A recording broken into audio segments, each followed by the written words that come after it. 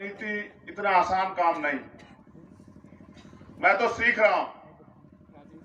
2 दिन से अभी मैं उनसे जिक्र भी कर रहा था, क्योंकि हम अम्बेडकरवादी, बुद्धवादी, रविदासवादी, कबीरवादी।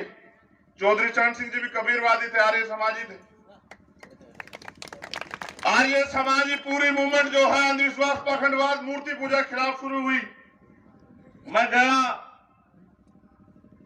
मैं जाता नहीं धार्मिक आयोजनों में, मगर क्योंकि एक युग पुरुष की जयंती है, आपको जाना पड़ेगा। और आपको, आप बात कर रहे हैं उनकी, आप नेता मानते हैं, तो आपको शामिल होना पड़ेगा वहां। क्योंकि आर्य समाज में यज्ञ हवन होते हैं, तो मैं हवन में शामिल हुआ। और जब वहां से पूरे देश के लिए मंगल कामना की गई, मैंने बचपन में किताबों में पढ़ा, अस्तो मां ज्योति गम्ये, तमसो मां मृत्य गम्ये, तुम्हें हो माता पिता तुम्हें हो, और सर्वे भवन्तु सुखने जब मैंने पढ़ा और उन्होंने कहा 2 आहुति, भाई मैंने भी आहुति दी, तो हमारे लोग जो हैं बड़े परेशान हो गए। ये मुझसे देख भी रहे थे मेरी तरफ कि क्या है।